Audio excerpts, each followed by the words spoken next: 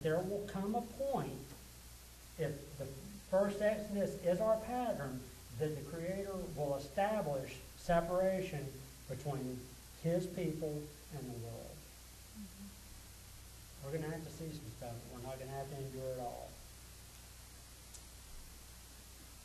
8:23 says, "And I will put a division between my people and thy people. Tomorrow shall this sign be." And Yahweh did so, and there came up a grievous swarm of flies in the house of Pharaoh, and into his servant's house, and in all the land of Egypt. And the land was corrupted by reason of the swarm of flies. And Pharaoh called for Moses and Aaron and said, "Go ye, sacrifice to your God in the land." And Moses said, "It is not meet so to do. For we shall sacrifice the abomination of the Egyptians to Yahweh our Elohim. Lo, shall we sacrifice the abomination of the Egyptians before their eyes, and will they not stone us? We will go 3 days' journey into the wilderness and sacrifice to Yahweh our Elohim, as he shall command us." And Pharaoh said, "I will let you go, that you may sacrifice unto Yahweh your Elohim in the wilderness. Only you shall not go far away, entreat for me." And Moses said, "Behold, I go out from thee, and I will entreat Yahweh that the swarms of flies may depart from Pharaoh, from his servants, and from his people tomorrow. But let not Pharaoh deal deceitfully any more, in not letting the people go to sacrifice to Yahweh." And Moses went out from Pharaoh and entreated the Lord. And here's the particular deity who was smacked down, is Capri, the God of creation. You'll notice he's got the head of a bug. Pretty unusual guy.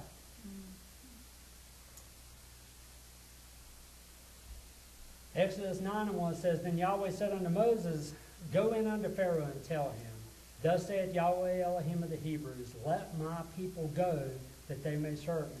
For if thou refuse to let them go, and wilt hold them still, behold, the hand of Yahweh is upon thy cattle which is in the field, upon the horses, upon the asses, and upon the camels, upon the oxen, and upon the sheep. There shall be a very grievous murrain. And Yahweh shall sever between the cattle of Israel and the cattle of Egypt, and there shall nothing die of all that is the children of Israel." So again, we see that separation. Separation, when it comes to judgment, that's something to be thankful for. These are the things we give thanks for. That we're not going to be held guilty as the rest of the world. That we are going to be set apart. We're not only going to be set apart in how we behave ourselves, and how we love one another, and how we love His instructions, but we too are going to be set apart in the things that we have being spared. And when you consider we're not going to have much to begin with, it's a great blessing. Now, don't you think that that's where you go back into Revelation 12 and 14, it says, "To the woman speaking of Israel was given 2 wings of the great eagle, that she might fly into the wilderness, and to her place where she's nourished for a time and times and half a time from the face of the serpent." Well, that's during the Great Tribulation. And we see that Yeshua was talking about when they would see the abomination of desolation in Israel and Jerusalem, that they were to flee to the mountains. So we know that He is and will take care of His people. Even though I'm like you, I believe we're going to see sorrowful things, but there's going to be that time when He is going to watch over us. There's going to be a difference. Absolutely.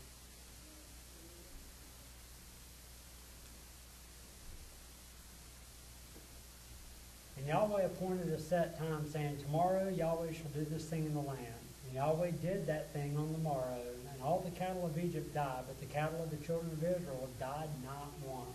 And Pharaoh sent, and behold, there was not one of the cattle of the Israelites dead. And the heart of Pharaoh was hardened, and he did not let the people go. And there you go. Hathor, the goddess of love and protection. Protection. She didn't really come through for them, did she? All their cattle died, and if you'll notice, she does have the bull's horn on her head.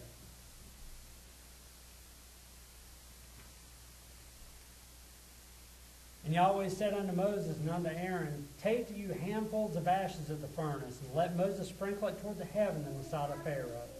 And it shall become small dust in all the land of Egypt, and shall be a boil breaking forth with blains upon man and upon beast throughout all the land of Egypt. And they took ashes of the furnace, and stood before Pharaoh. And Moses sprinkled it up toward heaven. And it became a boil, breaking forth with blains upon man and upon beast. And the magician could not stand before Moses because of the boils. And the boils was upon the magicians and upon all the Egyptians. And Yahweh hardened the heart of Pharaoh, and he hearkened not unto him, as Yahweh had spoken unto Moses. And Yahweh said unto Moses, Rise up early in the morning to stand before Pharaoh, and say unto him, Thus saith Yahweh Elohim of the Hebrews, Let my people go, that they may serve me. For I will at this time send all my plagues upon thine heart, and upon thy servants, and upon thy people, that thou mayest know that there is none like me in all the earth. For now I will stretch out my hand, that I may smite thee and thy people with pestilence, and thou shalt be cut off from the earth. Wow. And the boils was an attack on Isis, the goddess of medicine and peace.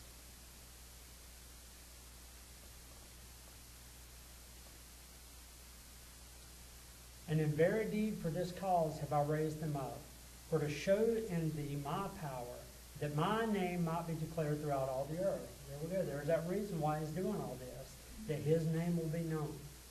As yet exaltest thyself against my people, that thou wilt not let them go. Behold, tomorrow about this time I will cause it to rain a very grievous hail, such as not been in Egypt since the foundation thereof even unto now. Send therefore now, and gather thy cattle, and all that thou hast in the field, for upon every man and beast which shall not be found in the field shall not be brought home, and the hail shall come down upon them, and they shall die. Hold on to 9 and 19 for a second. Remember that in your head. Send therefore now, and gather thy cattle, and all that thou hast in the field, for upon every man and every beast shall not be found in the field, shall not be brought home. The hail shall come down upon them, and they shall die. He that feared the word of Yahweh among the servants of Pharaoh made his servants and his cattle flee into the houses. And he that regarded not the word of Yahweh left his servants and cattle in the field. And Yahweh said unto Moses, Stretch forth thine hand toward the heavens, that there may be hail in all the land of Egypt, upon man and upon beast, and upon every herb of the field throughout the land of Egypt. And Moses stretched forth his rod toward heaven, and Yahweh sent thunder and hail, and fire ran along upon the ground. And Yahweh rained hail upon the land of Egypt. So there was hail, and fire mingled with hail, very grievous, such as there was none like it in all the land of Egypt since it became a nation. And the hail smote throughout all the land of Egypt that was in the field, both man and beast. And hail smote every herb of the field, and brake every tree of the field.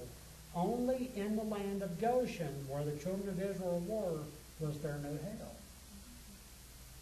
So no hail is fallen in Goshen, yet Moses was sent to warn Egyptians. Wasn't those who feared the word of God. Here we see that mixed multitude that was going to come out being established. That even at this point, there are people going, you know what? The guy with the fly on his head, the woman with the bull's horns, they're powerless. But Yahweh is all powerful. He is El Shaddai. I'm going to go with that guy.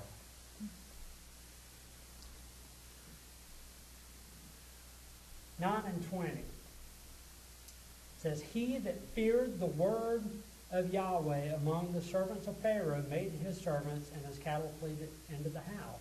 And he that regarded not the word of Yahweh left his servants and his cattle in the field. If you'll recall, I said a little while ago that whether you believe it or not, whether you expect it or not, whether you want it to happen or not, isn't going to change anything. Because here we see people who believed the word and took the steps. And here we see those who did not believe the word and did nothing. But the hail came anyway.